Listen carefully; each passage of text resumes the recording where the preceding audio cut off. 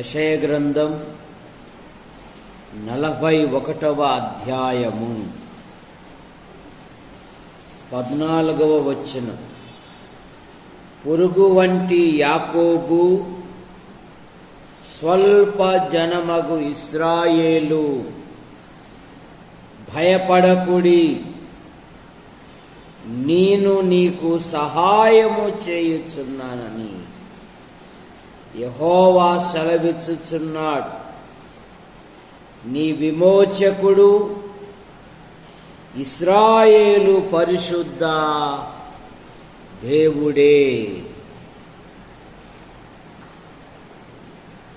ఈ ఉదయకాలమున గత రాత్రి మరి రామాజీ ఇస్సాకు ప్రేయర్ అయినాక ఇంటికాటికి వచ్చాడు. ఏమంటే జేజీకి బాగలేదు మామా, డాక్టర్ చూపించేకి వచ్చాను అని అన్నాడు.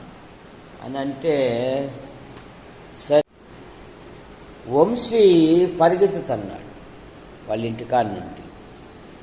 ఏమని చూస్తే కారు మాట్లాడే. అంతలేకే మరి మన వానికి థామస్కు గుండెల మీద ఒత్తుతూ ఉన్నారు. మరి ఆ నుండి గవర్నమెంట్ ఆసుపత్రికి దేవ జీవము దయచేయని మనసులోనే ప్రార్థన చేస్తూ ఉన్నాము. అక్కడే ఆయన దేవుని పిలుపు తీసుకుంది. థామస్ శారీరకంగా ధైర్యవంతుడు. ఈ కాలనీలో ఏవైనా కొట్లాటలు వచ్చినప్పుడు ముందుండేవాడు. అలాగే అందరినీ సంతోషకరంగా మాట్లాడిచ్చేవాడు. ఎప్పుడు పోయినా కూడా మామ వందనాలు మామ అనేవాడు. ఒక నెల నుండి మందు కూడా మానేశాడు. కానీ ఈలోపే ప్రభు పిలుచుకున్నాడు. కనుక మరణము సహజం. ఎప్పుడు వస్తుందో మనకు తెలియదు. మనము సిద్ధపడి ఉండాలి. క్రైస్తవునికి మరణం అనేది నిద్ర వంటిది. నిద్రపోయిన వాడు మరలా లెగుస్తాడు. ఒకవేళ లేగలేదనుకో, ఆ ఇంటి వాళ్ళు లేపుతారు, ఒరే టైం ఎంతైందిరా లెగురా అని ఇంట్లో వాళ్ళైనా లేపుతారు. కనుక మరణము సహజము.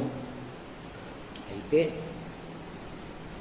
మనం ప్రభు కొరకు ఎల్లప్పుడూ సిద్ధముగా ఉండాలి. ఇక్కడ దేవుడు తన ప్రజలకు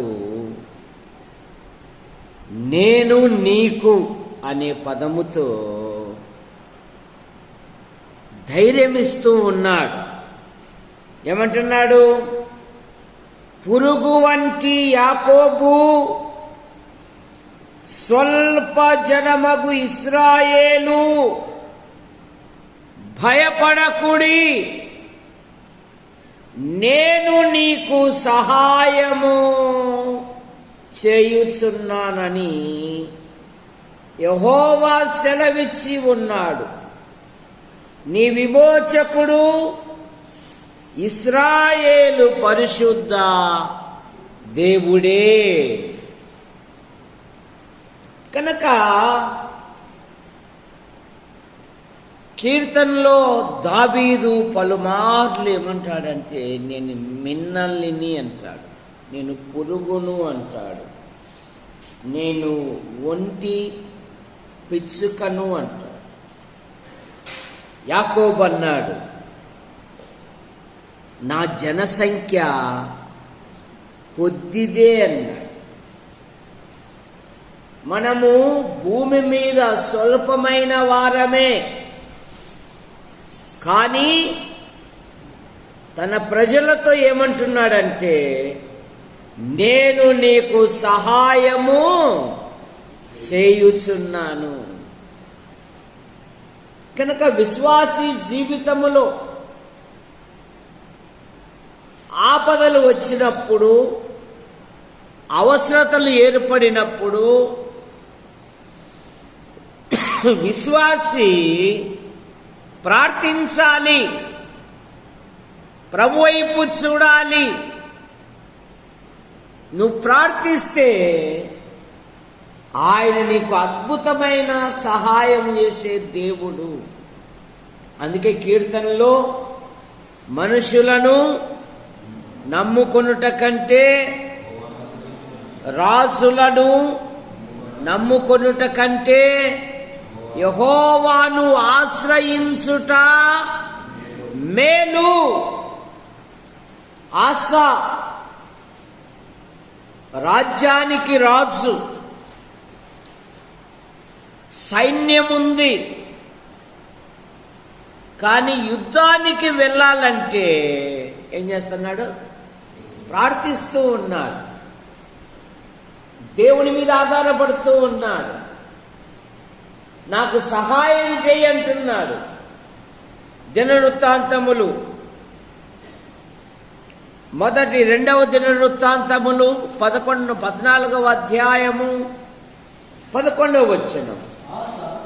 ఆసా తన దేవుడైన యెహోవాకు మొరపెట్టి యెహోవా విస్తారమైన సైన్యపు చేతిలో ఓడిపోకుండా బలము లేని వారికి సహాయము చేయుటకు నీకన్నా మాకెవరునూ లేరు. మాకెవరున్నారయ్యా? మాకెవరున్నారు? ఎవరైనా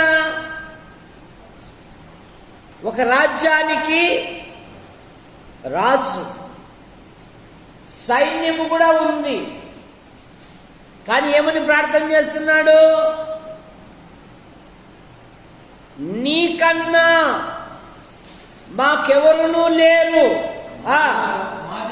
మా దేవా యెహోవా మాకు సహాయము చేయుము. నిన్నే నమ్ముకొని ఉన్నాము, నీ నామమును బట్టియే ఈ సైన్యమును ఎదిరించుటకు బయలుదేరుచున్నాము. యెహోవా నీవే మా దేవుడవు, నీపై నీ జయము నొందనీయకు.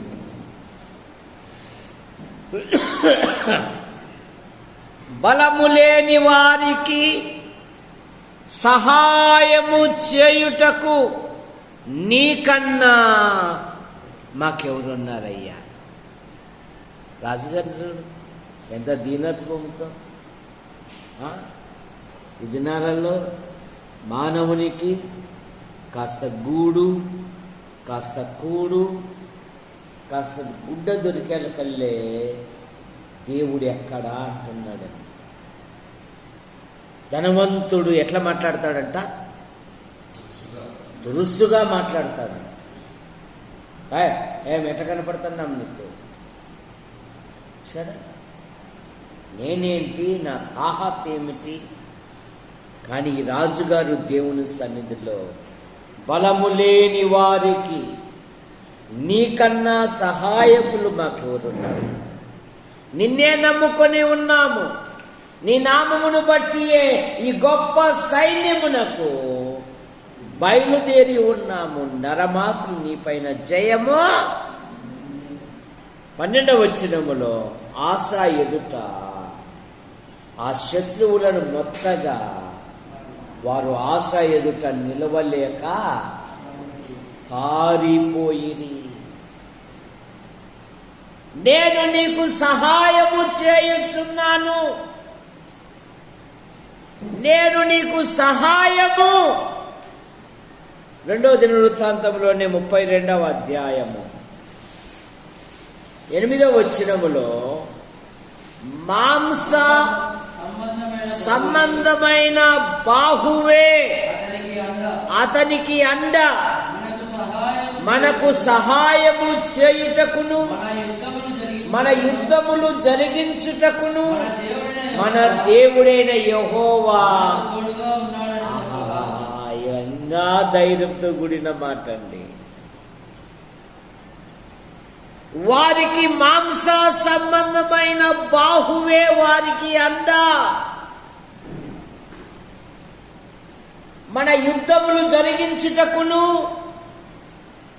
మనకు సహాయము చేయుటకును మన దేవుడైన యెహోవా మనకు తోడుగా ఉన్నాడు కనుక ఆయన సహాయము చేయు దేవుడు, ఆయన సహాయకుడు. యెషయా గ్రంథం 41వ అధ్యాయము 9-10 వచనాలలో భూ దిగంతముల నుండి నేను పట్టుకొని పిలుచుకొనిన వాడా, నీవు నా దాసుడవనియు నేను నిన్ను ఉపేక్షింపక ఏర్పరచుకొంటిననియు నేను నీతో చెప్పి ఉన్నాను. నీకు తోడై ఉన్నాను, భయపడకుము, నేను నీ దేవుడనై ఉన్నాను. దిగులు పడకుము, నేను నిన్ను బలపరతును, నీకు సహాయకుడను నేనే. ఏమంటున్నాడు? ఎవరెవరో కాదు, నేను నీకు సహాయము చేయించున్నా. నీకు సహాయము చేయువాడను నేనే. ఎవరెవరో కాదు, ఆయన అద్భుతమైన సహాయం ఇచ్చింది. నీతి అను నా దక్షిణాస్తముతో నిన్ను ఆదుకొందును. కనుక మొదటి మాట, నేను నీకు సహాయము చేయుచు. యాకోబు స్వల్ప జనమగు ఇశ్రాయేలు భయపడకుడే, నేను నీకు సహాయము చేయుచున్నా. అపోస్తుల కార్యాలు 26వ అధ్యాయము 22వ వచనములో నేను అయినను నేను దేవుని వలన ఎవరెవరి వలన కాదు, నేను దేవుని వలన సహాయము పొంది నేటి వరకు నిలిచి ఉన్నాను. రాత్రి కాలేబు కూడా అదే మాట అన్నాడు కదా. 40 ఏళ్ళు, ఇప్పుడు నాకు 85 ఏళ్ళు, ఆయన నన్ను సజీవునిగా కాపాడి ఉన్నాడు. కనుక విశ్వాసి దేవుడు చేసిన కార్యములను తలంచుకొని ఆయనకు కృతజ్ఞతాస్తుతులు చెల్లించి, పౌలు గారు అంటున్నారు, నేను దేవుని వలన సహాయము పొంది నేటి వరకు నిలిచి ఉన్నాను. రెండవ మాట, నేను నీకు ఉత్తరం ఇచ్చేదను. ఇర్మీయా గ్రంథం 33:3 నాకు మొరపెట్టుము, నేను నీకు ఉత్తరం ఇచ్చేదను, నీవు గ్రహింపలేని గొప్ప సంగతులను, గూఢమైన సంగతులను నీకు తెలియజేతును. నేను నీకు ఉత్తరం ఇచ్చేదను. ప్రతి సమస్యలో, ప్రతి ఆందోళనలో ఆయన ఉత్తరం ఇచ్చు దేవుడు. కనుక ఎవరెవరికో కాదు, ఎవరికి మరి పెట్టాలంట? ఏమంటున్నాడు ఆయన? నాకు మొరపెట్టు. 2వ కీర్తనలో నన్ను అడుగుము. యేసు ప్రభువారు నా యందు మీరును మీ యందు నా మాటలు నిలిచి ఉంటే మీకేది ఇష్టమో అడుగుడి. చూసారా? నాకు మొరపెట్టుము, నన్ను అడుగుము, మీకేది ఇష్టమో అడుగుడి అంటున్నాడు యేసు ప్రభువు. కానీ మనం ప్రార్థించడం మానేశామే. మనం పలుమార్లు దేవుని సన్నిధిలో మోకరించి దేవుడి జవాబిచ్చేంత వరకు ప్రార్థించడం మానేశాం. ఏదో ఆనవాయితీగా ఆచారముగా ప్రార్థించాలి గనుక, అడుగుతాడు గనుక, అందుకనే ప్రార్థన చేస్తాను. ఆ మధ్య తూర్పుగోదావరి జిల్లాలో ఒకరిని అడిగా, ఏరా బైబిల్ చదివావా అని. చదివాను అంకుల్ అన్నాడు. ఏం చదివావురా అన్నాడు. దేవుడు లోకముని ఎంతో ప్రేమించను అన్నాడు. ఓహో, క్యాలెండర్ చదివావా అన్నాడు. ఎట్లా తెలుసు అంకుల్ అంటున్నాడు. నువ్వే రెఫరెన్స్ చెప్తున్నావు కదరా. చాలామంది ఏం చదువుతున్నారు? క్యాలెండర్ చదువుకొని పోతున్నారండి. అలాంటి వాళ్ళకు ఒక హెచ్చరిక మన క్యాలెండర్లో ఏముంటుంది చెప్పమ్మా శ్వేత, ఏముంటుంది క్యాలెండర్లో? ఈ దినమున మీరు బైబిల్ చదివారా, ప్రార్థన. చాలా మంది బయటల్లో అయ్యా మీ క్యాలెండర్ చదివితే చాలయ్యా మాకు ఒక హెచ్చరిక మాదిరి ఉంటుంది అంటారు. ఏమి అంట?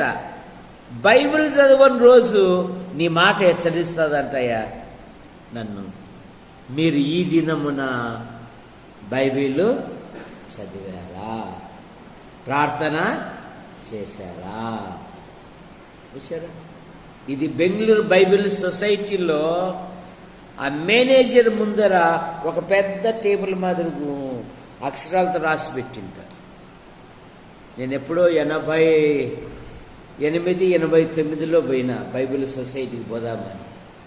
పోతే ఆడ చక్కగా ఈ మాట కనబడింది. ఊరి ఈ మాట భలే ఉందిరా అని చెప్పేసి మన క్యాలెండర్కు ఆ రోజు నుండి ప్రారంభించాం. క్యాలెండర్ ఎప్పుడైతే మొదలు పెట్టానో ఆ రోజు నుండి ఎవరి క్యాలెండర్లో ఆ మాట ఉండదు. మీరు ఈ దినము బైబిల్ చదివారు, మీరు ప్రార్థన చేశారు. విశ్వాసి ఆధ్యాత్మికంగా ఎదగాలి అంటే ఇప్పుడు కళా మేడం సండే స్కూల్ ఏర్పాటు చేసింది, వాట్సాప్ కూడా సిద్ధం చేసింది. పిల్లలందరూ ప్రతిరోజు మేడం ఈరోజు నేను బైబిల్ చదివాను మేడం అని ఈమె ఏది పెట్టింది, వాయిస్ మెసేజ్ పెడతా ఉంది. ఈ బీసు కూడా వాయిస్ మెసేజ్ పెడతా ఉంది. ఈ నరసింహ పిల్లలు కూడా వాయిస్ మెసేజ్. దేవదాస్ కుమారుడు కూడా మేడం బైబిల్ చదివాను మేడం అని పెడతా ఉంది. నేనేమో అవన్నీ చదువుతా ఉన్నా. ఆహాహాహా, ఈ పిల్లలను వెనకల్లా ఒక కాపరి ఎంత బాధ్యత తీసుకుంది చూడు అని చెప్పేసి. చూసారా? వాళ్ళు ప్రతిరోజు టెక్స్ట్ మెసేజ్ పంపుతున్నారు, వాయిస్ మెసేజ్. మేడం ఈరోజు నేను బైబిల్ చదివాను, నేను ప్రార్థన చేశాను. చూసారా? మన పిల్లలకు మీకు ఆస్తిపాస్తి లేకపోయినా సరే దేవుని యందు భయభక్తులు నేర్పు, దేవుని ఎదుట మోకాళ్ళ నుండి ప్రార్థించడం నేర్పు. వారి జీవితాలలో దేవుడు గొప్ప కార్యాలు జరిగిస్తాడు. వీడు చెప్పాడు నిన్న, మొన్న ఏం చెప్పావురా? నువ్వా చెప్పినది ఇట్లారా? నువ్వా? ఎవరు చెప్పింది? నువ్వు కదా. ప్రార్థనరా, మీ ఇంట్లో ప్రార్థన ఎక్కడ? వీడేం చెప్పాడంటే మొన్న నాకు, ఏం చెప్పావు చెప్పు, ఇటుకి రా, నా దగ్గరికి రా. ఏం చెప్పావు? అబ్బా వాళ్ళ నాయన వ్యాపారం అయిపోయినాక డాడీ ముందురా మనం ఫ్యామిలీ ప్రేయర్ చేసుకుందాము అంటున్నారు. చూసారా? ఎప్పుడైతే నేనును నా ఇంటి వారు యెహోవాను సేవించెదము సార్ కనుక అబ్బా మా నాయనకి ఈ మధ్య మేము ఫోన్ చేస్తున్నాం, అబ్బా ముందురా నాయన మన ఫ్యామిలీ ప్రేయర్ చేసుకుందాము. ఆ పుట్లూరు శాంతమ్మ చూసారా, చిన్న చిన్నగా తన కుటుంబాన్ని ప్రభులోకి నడిపించుకుంటా ఉన్నాడు. కోడలు గారేమో అత్తగారికి చక్కని పరిచర్య, ఉదయాన్నే వేడి వేడి టిఫిన్, ఒక్కోసారి 6 గంటలకే పంపించదంట మార్కెట్కి పా అని చెప్పేసి. ఆమెకు ఆరోగ్యం బాగుంటే చాలు, ఇంట్లో ఉండదు. శాంతమ్మ గారు బజార్లో ఉండాలని ఇష్టపడుతుంది. కనుక మీ ఆధ్యాత్మిక జీవితంలో ఈ చిన్న సంఘములో మన కుటుంబాలు రక్షించబడి ఈ దేవుని నీడలో ఉంటే చాలు, దేవుడు అద్భుతమైన ఆశీర్వాదాన్ని ఇస్తాడు. వీరి జీవితాలలో దేవుడు గొప్ప కార్యాలు జరిగిస్తాడు.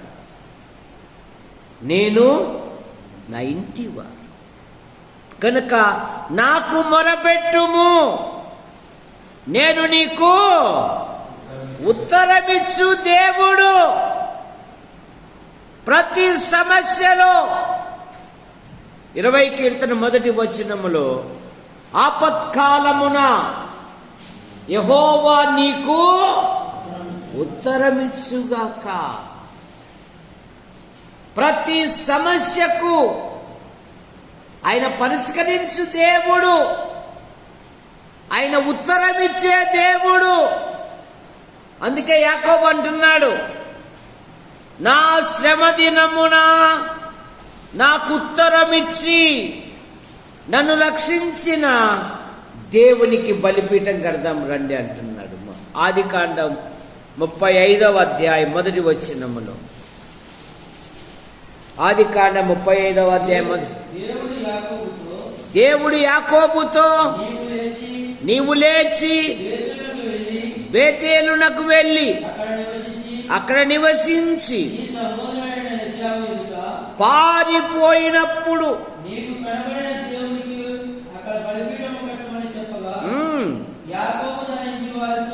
యాకోబు తన ఇంటి వారితో తన యొద్ద ఉన్న వారందరితోనూ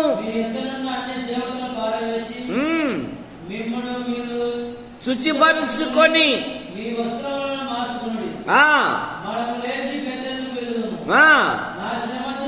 నా శ్రమ దినమున నాకు ఉత్తరమిచ్చి నేను వెళ్ళిన మార్గం అంతటిలో తోడై ఉండిన యెహోవాకు ఒక బలిపీఠము కట్టుదు. నా శ్రమ దినమున నాకు ఉత్తరమిచ్చి నన్ను ఆదరించిన నా దేవునికి నేను ఒక బలిపీఠము కట్టు. యాకోబు జీవితములో 7 రాత్రులు ఉన్నాయి.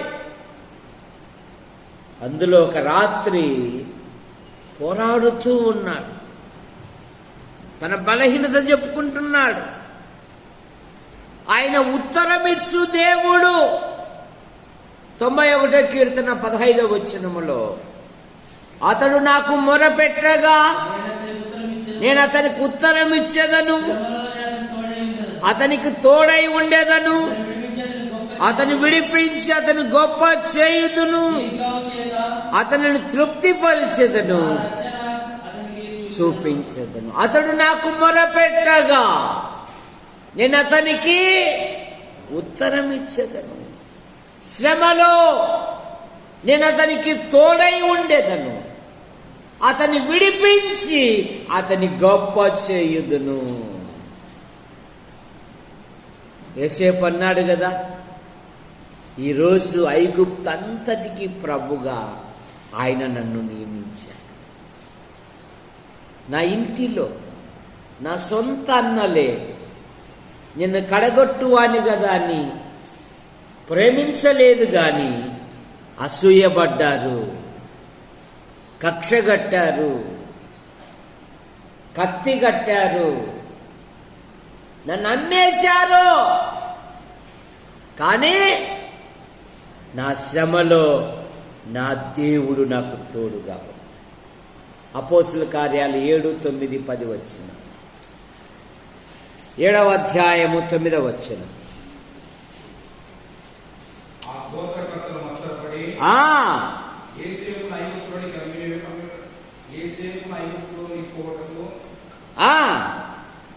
అమ్మి వేసిరి గాని దేవుడు అతనికి తోడుగా ఉండి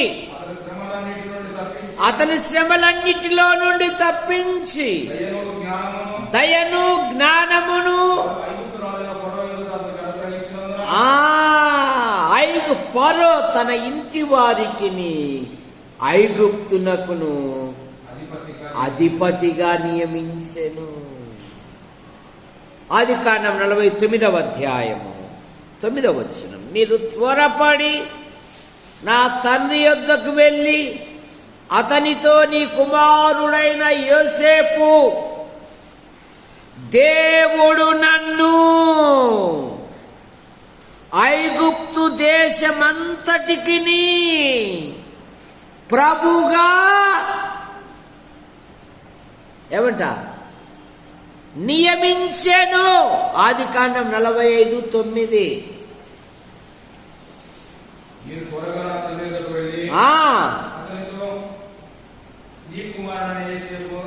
నీ కుమారుడైన యోసేపు దేవుడు నన్ను ఐగుప్తు దేశమంతటికి నేను నియమించానలే, దేవుడు నన్ను నియమించాడయ్యా, దేవుడు నన్ను ఎన్నుకున్నాడయ్యా, దేవుడు నన్ను ఆశీర్వదించాడయ్యా, దేవుడు నన్ను వృద్ధి చేశాడయ్యా. విశ్వాసి నోట ప్రభుని హెచ్చించే మాటలు వస్తాయి, హెచ్చులుబడే మాటలు రావు విశ్వాసి నోటకు. విశ్వాసి నోట హెచ్చులుబడే మాటలు రావు, ప్రభుని హెచ్చించే మాటలు వస్తాయి. దేవుడు నన్ను హెచ్చించాను, దేవుడు నన్ను నియమించాను, దేవుడు నన్ను వృద్ధి కలుగజేశాను, దేవుడు నన్ను ఆశీర్వదించాను. యాకోబు అడుగుతున్నాడు, నువ్వు ఇంట్లో నుండి పారిపోయినప్పుడు ఒంటిగా వెళ్ళావు కదా, మరి వీరెవర్రా అని అంటే యాకోబు అంటున్నాడు, అన్నాయ్ అన్నాయ్ అన్నాయ్ అన్నాయ్ దేవుడు నీ దాసునికి దయచేసిన పిల్లలే. ఏమన్నాడు? దేవుడు దయచేసిన పిల్లలు. ఆదికాండం 33.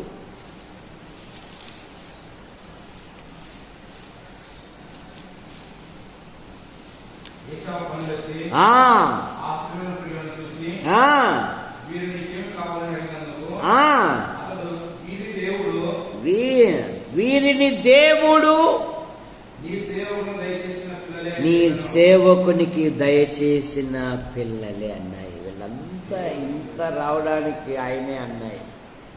నేను పారిపోయా, నేను మోసగించా, కానీ నా శ్రమంతటిలో ఆయన నాకు తోడుగా ఉన్నాడు. నా శ్రమంతటిలో నన్ను వృద్ధి చేశాడు. అన్నాయి అసలుకు మా మామగారింటికి పోయినప్పుడు అన్నాయి వాళ్ళకు చెంబు లేదు, తపేల లేదు అన్నాయి, కానీ నన్ను బట్టి మా మామింటిని కూడా దేవుడు ఆశీర్వదించాడు అన్నాయి.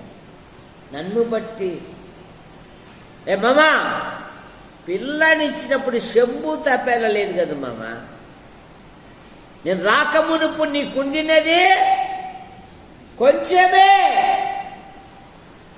నన్ను బట్టి దేవుడు నిన్ను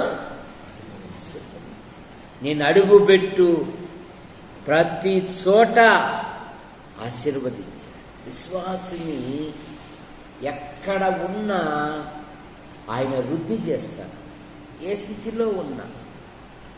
అందుకే యోబు గ్రంథములో యోబు గ్రంథం 8వ అధ్యాయం 5వ వచనం.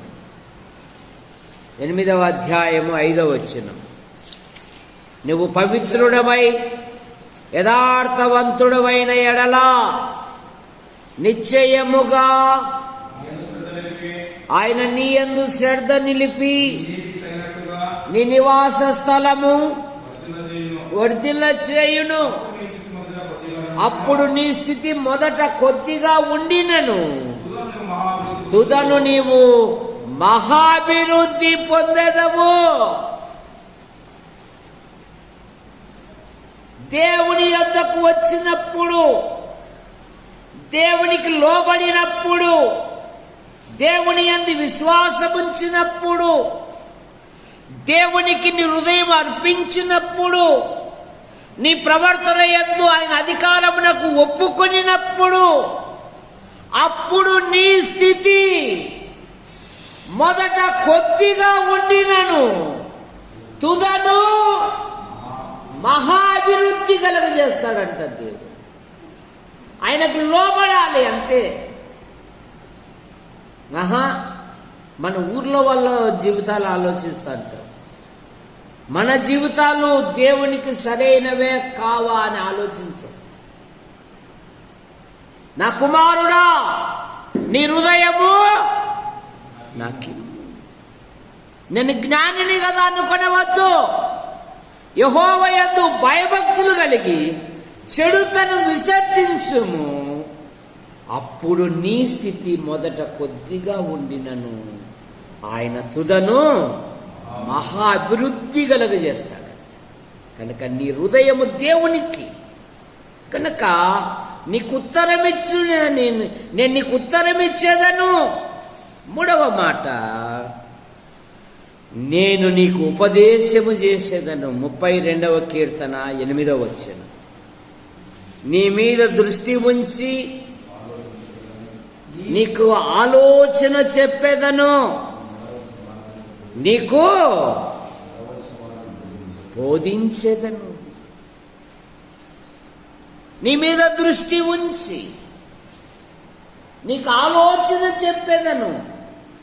యేసు ప్రభు వారికి నూతన నిబంధనలో 300 పేర్లు ఉన్నాయి. అందులో ఒక పేరు ఆయన ఆలోచనకర్త. ఎవరంటే ఆయన ఆలోచనకర్త. కనుక యవ్వన పిల్లలు దేవుని మీద ఆధారపడి, ప్రభువా నా భవిష్యత్తు పట్ల, నా జీవితం పట్ల నీ సంకల్పాలు ఏవైతే ఉన్నావో అవి నెరవేర్చాయి. అయ్యా నీ కృపను అనుగ్రహించు స్వామి. నా జీవితం పట్ల, నా కుటుంబము పట్ల నీ ఉద్దేశాలు నెరవేర్చు ప్రభు అంటే ఆయన నీకు ఎలా జీవించాలో, ఎలా ప్రవర్తించాలో ఆయన ఆలోచన చెప్తాడంట. ఆలోచనే కాదు, నీ మార్గాలు నీవే వర్ధిల్ల చేసుకుని చక్కగా ప్రవర్తిస్తావంట. అందుకు ఒక సూత్రం ఇచ్చాడు. యెహోషువ గ్రంథం 1వ అధ్యాయము 8-9 వచనాలు. ఈ ధర్మశాస్త్రమును నువ్వు బోధింపక దివారాత్రము ధ్యానించున్నట్లు తప్పిపోకూడదు. దివారాత్రం దాన్ని ధ్యానించిన ఎడల నీ మార్గములను వర్ధిల్ల చేసుకొని నీవు చక్కగా ప్రవర్తించెదవు. నేను నీకు ఆజ్ఞ ఇచ్చి ఉన్నాను కదా, నిబ్బరము కలిగి ధైర్యముగా ఉండుము, దిగులు పడకుము, జడియకుము.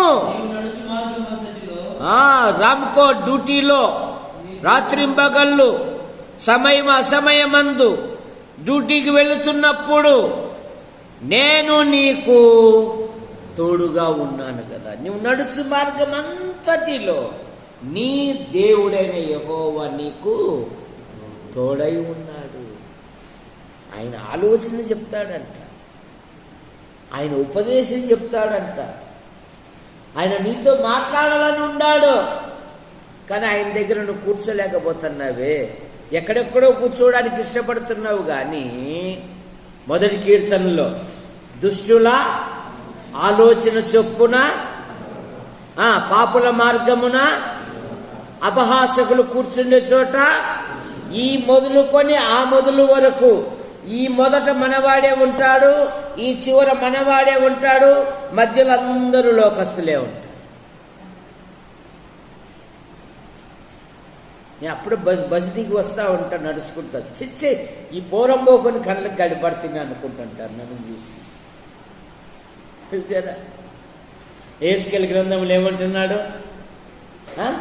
నువ్వు మైదాన భూమికి వెళ్ళుము, నేను నీతో మాట్లాడాలి అంటున్నాడు.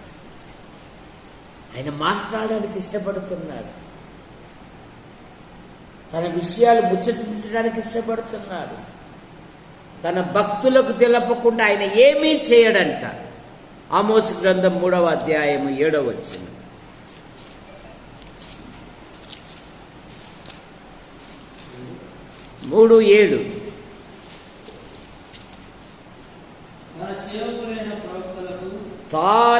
తన సేవకులైన ప్రవక్తలకును తాను సంకల్పించిన దానిని బయలుపరచకుండా యెహోవా ఏమీయు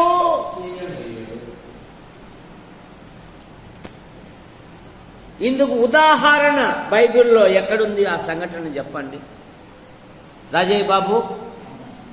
దేవుడు ఒక కార్యం చేసేకి వచ్చాడు, కానీ తన భక్తునికి తెలపకోకుండా ఆయన ఏ కార్యం చేయలేదంట. ఏ భక్తునికి చెప్పాడు?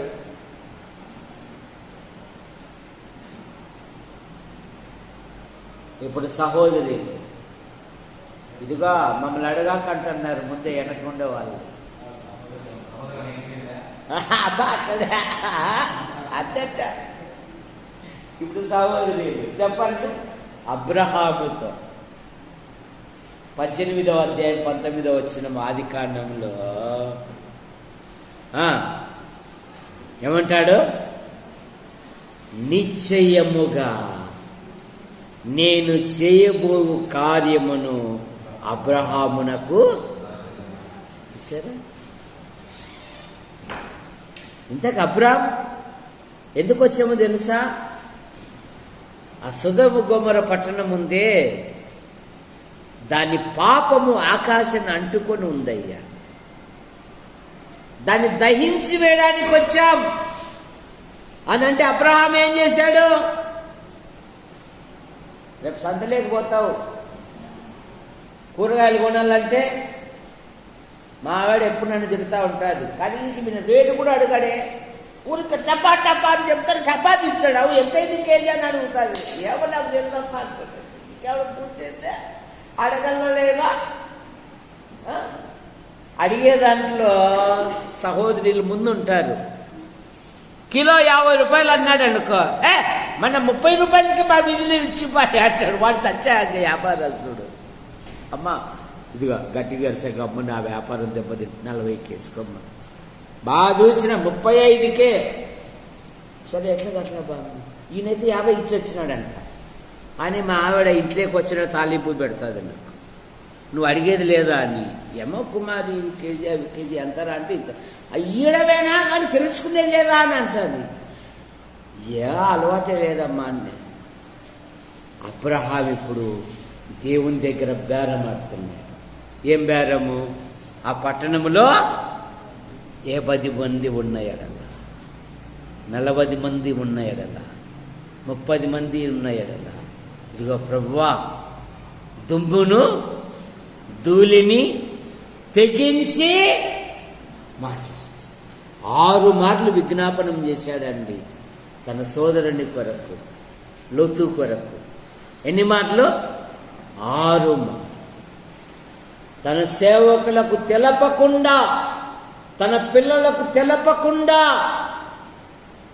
ఆయన ఏది దాచిపెట్టాడంట.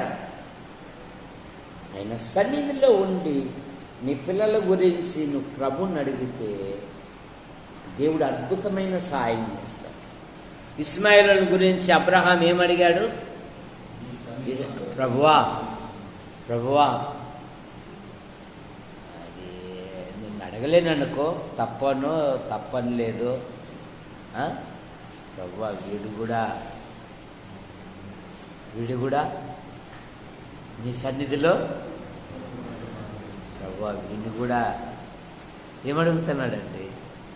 దేవుడు ప్రారంభము నుండి నీ ఒకడై ఉన్న నీ కుమారుడు, నీకొకడై ఉన్న ఏక కుమారుడు అని దేవుడు అంటా ఉంటే అయ్యప్ప దగ్గర ఏం చెప్తావు లేప్ప, మా ఏదో అది అయిపోయింది ప్రభువా,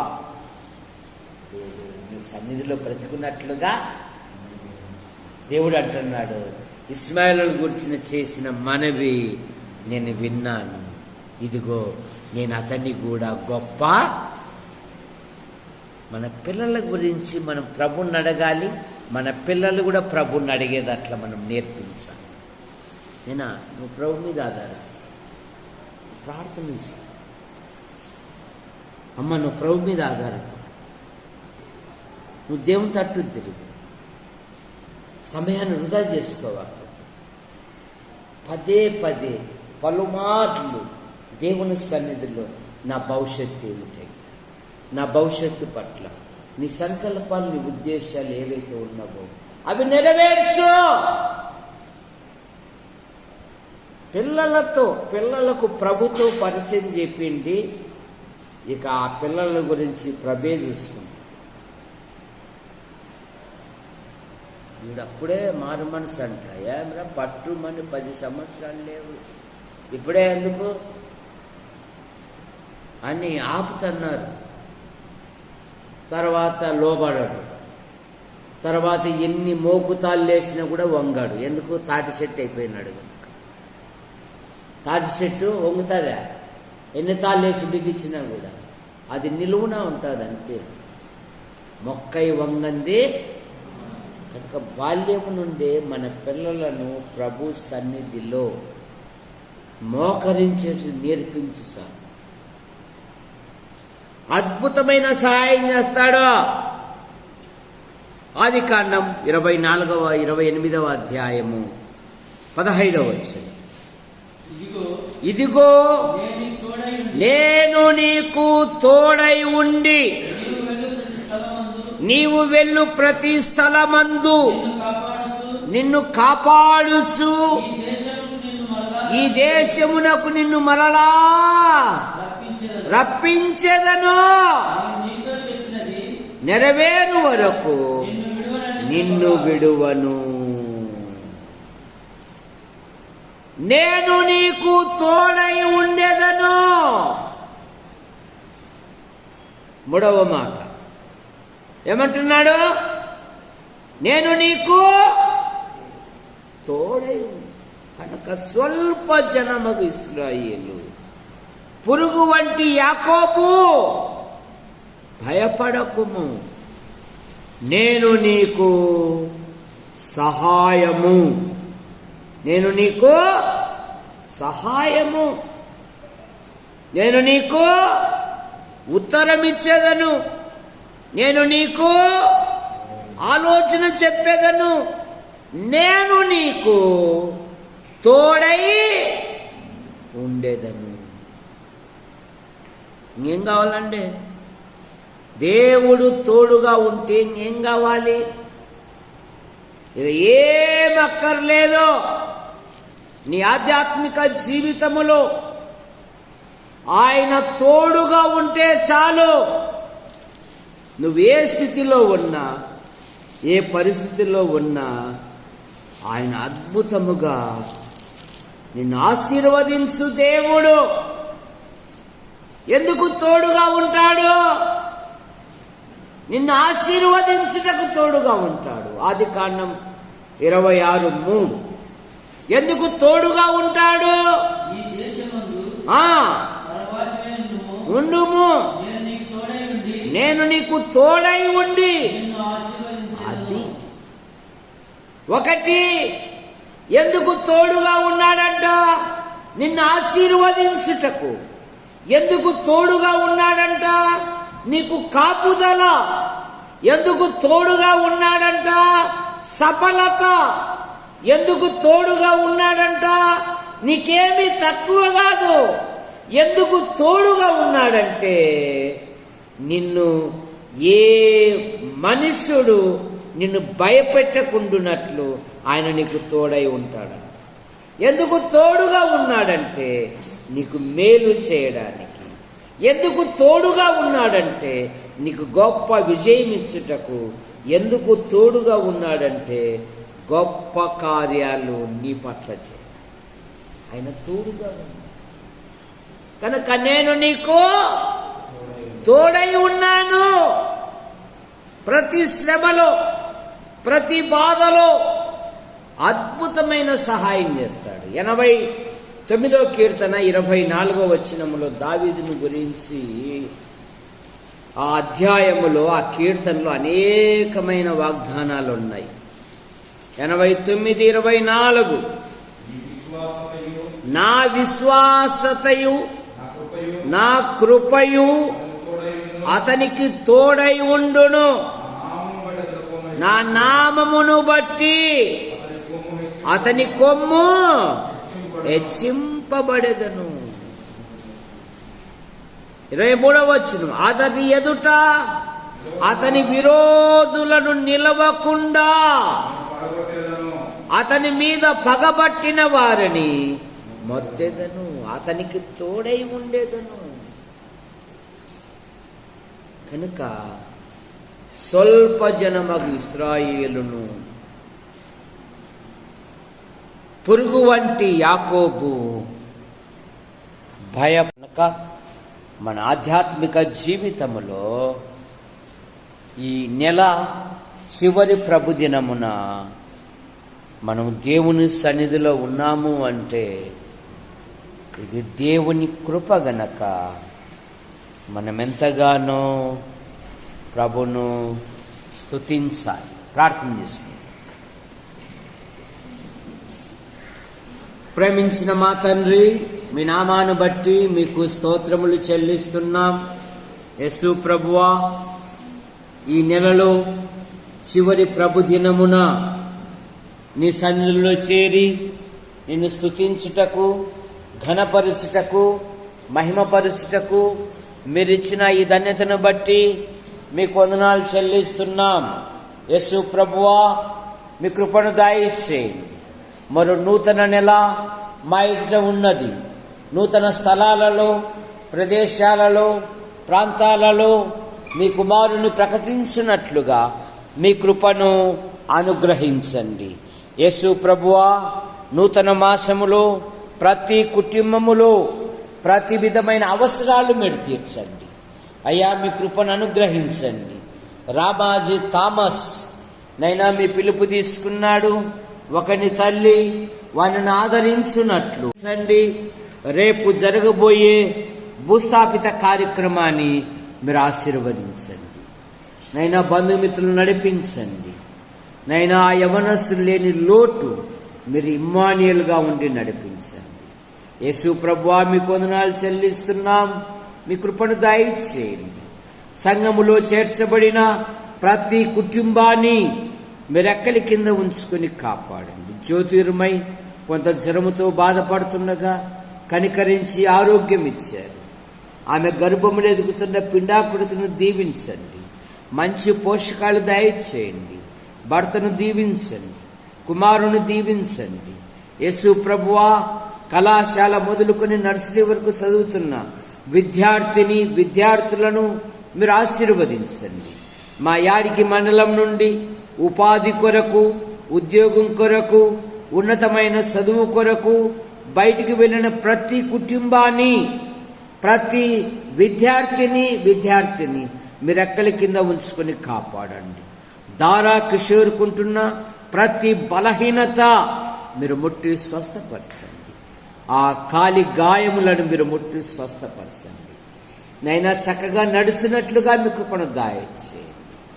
ఆయనకు ఎంతగానో సహకరిస్తున్న ప్రతి ఒక్కరిని మీరు ఆశీర్వదించమని అడుగుతున్నాను.